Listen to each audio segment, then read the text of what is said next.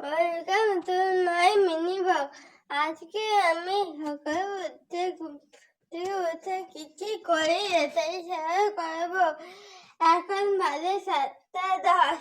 প্রথমে উঠে আমি আমার রুমে পর্দাগুলো সরিয়ে দিই, তারপরে রান্না দিয়ে সবুজ রঙের দৃশ্য দেখি।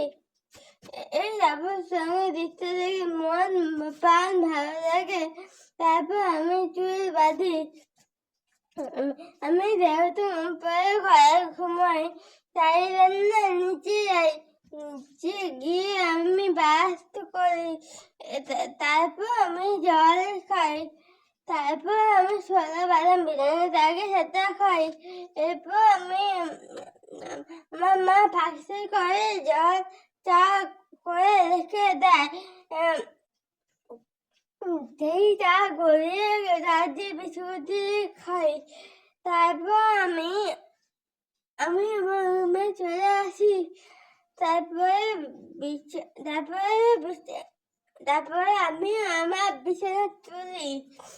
তারপরে ঘর আন্ডা যাই। তারপরে পড়তে বসি।